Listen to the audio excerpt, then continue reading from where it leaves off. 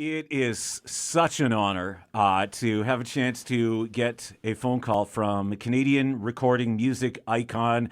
I got the message last night that he was going to be calling the show. It is a huge honor to get Stephen Page on the show, program. yes. Good morning, Mr. Hey, how are ya? Page.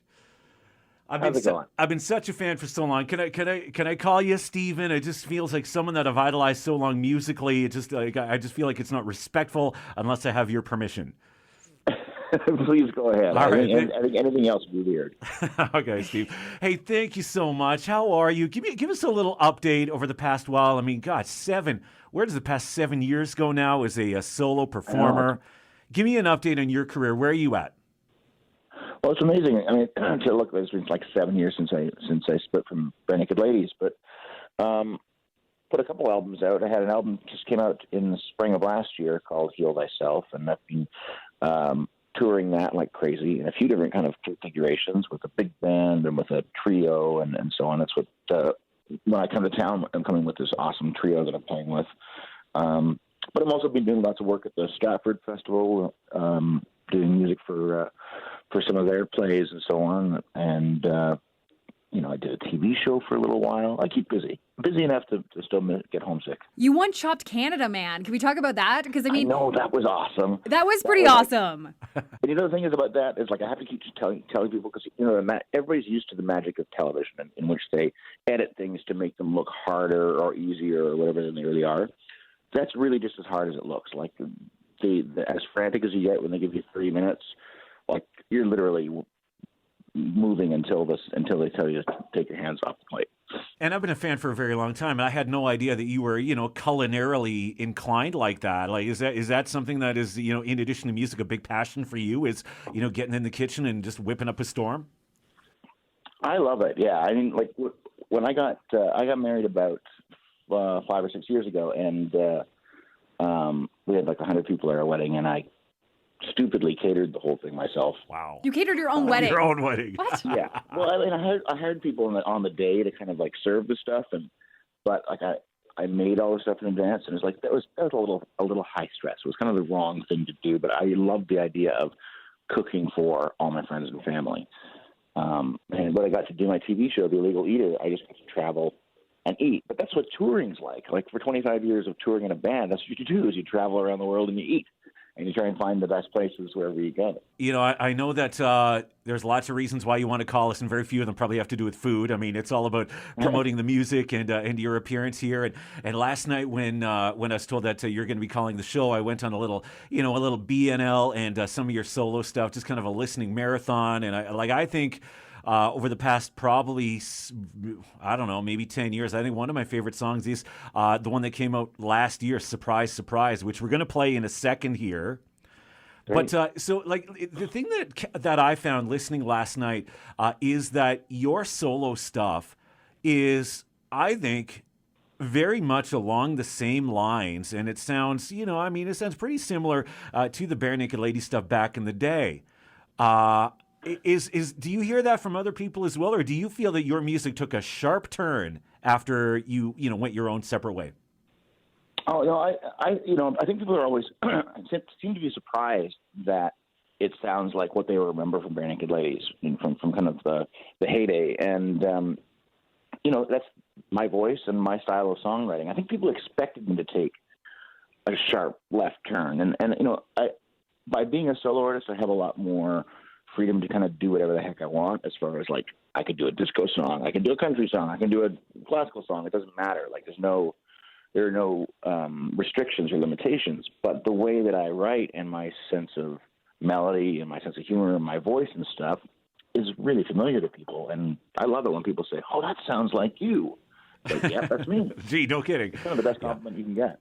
I know this has nothing to do with your music, but I just want to talk about your eyeglasses for a second. Because honestly, you are iconic, my friend, when it comes to rock and different styles of glasses. And I'm just so curious. Like, it takes me a long time just to pick out one pair that I wear every single day, every single month, every single year. Like, how do you pick out your glasses? Because they're so like unique. They're so bold, right? Yes. Well, sometimes it's just a matter of like going, okay, I need to get some new glasses. Because usually what happens is I lose a pair, or I leave them behind somewhere, or I break them. So I'll get another pair, and then if I'd lost them, then that's when I find the old pair. So right now I'm in this one pair of glasses mode because I've seemed to have lost everything else. Or I'm in between prescriptions, and it's the only one that's got the right prescription. But sometimes, like, I'll just go, okay, those glasses on that guy in that movie are pretty cool. I got to figure out who made them. Jeez, he just killed my theory. You just killed my theory. My theory was you may be the Imelda Marcos of glasses. I had a theory you probably had hundreds of pairs. I probably do somewhere in the world. Like most of them have they have one arm or they're old prescriptions, and I haven't bothered to get them refilled, and I hate going to the eye doctor. Taped over like the dude from Slapshot, right? That's right. One day there will be like a museum of like Stephen Page glasses, and like, you know, all your fans can go check that out and just like, you know, honor it. That's right. Honor that glory, yes. Stephen Page of the Barenaked Ladies right now. I've got your song Surprise, Surprise queued up. Like I said, it's one of my favorite tracks over the past maybe 10 years. Set the song up for me, and then let's give it a listen. All right. Well, this is a song I recorded with one of my favorite bands in the world, The Odds from Vancouver. And so they're the band on this thing. I co-wrote it with Craig Northey from The Odds. St. Patrick's Day when I come to town. And this is Stephen Page singing Surprise, Surprise. Surprise, surprise. That is solo Stephen Page on the KJ and Kirby show. Stephen joins us right now on his cross-Canada tour. Tell me a little bit about the tour. Like you said earlier, you know, you've done some acoustic tours. You've done some with a three-piece band, I believe. Tell us what to expect when you're here in town in a few weeks. Well, so this show is it's the Stephen Page Trio. So it's myself singing and playing guitar and piano, which is new for me. I've never played piano on stage until this record, and it's terrifying.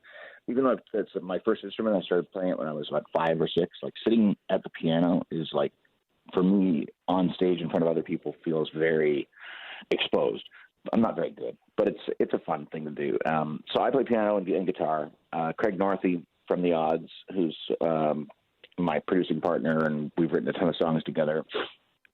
He's playing guitar and singing, and Kevin Fox, who some people may know from either his solo work or he plays with Chantal Kreviazek and a lot of other artists as well. He plays cello and sings, and we've been doing this I've been doing work with Craig separately and with Kevin separately for years. When I left Barenaked Ladies, Kevin was the first person I called and said, do you want to go on tour with me? So to bring these two of my favorite people together and make this trio has been like a dream come true. And we started last year with a 2-week residency in New York City, and it's just been going great ever since then. Well, if you don't have your tickets yet for Stephen Page at the Esplanade Friday, March 17th, 8 p.m. Tickets are like $29.50 plus GST and all that jazz, but you can get them at tix.ca. All right. Stephen, tell me, a few old BNL classics thrown in there. Is that kind of the idea, or do you like to avoid that now? Oh no, that means I play new stuff. I play old stuff. We play everything from, Brian Wilson and the Old Apartment to the song you just heard, Surprise, Surprise. Sure. And what a party on St. Patrick's Day, hey? Yeah. Well, I guess it's going to be kind of like a middle-aged men party, but very kind of. I think it'll be calm. Maybe after the show we'll knock back some. Just keep the green dye out of the beer. I think that's what keeps you from barfing. Well, I'll sneak in a flask if you want a little added to that, if you know what I'm saying. That sounds good. Thanks, Stephen. Stephen Page, right here on St. Patrick's Day at the Esplanade. Thank you, my friend. Have a great day. It's been a huge honor. Take care. Thank you.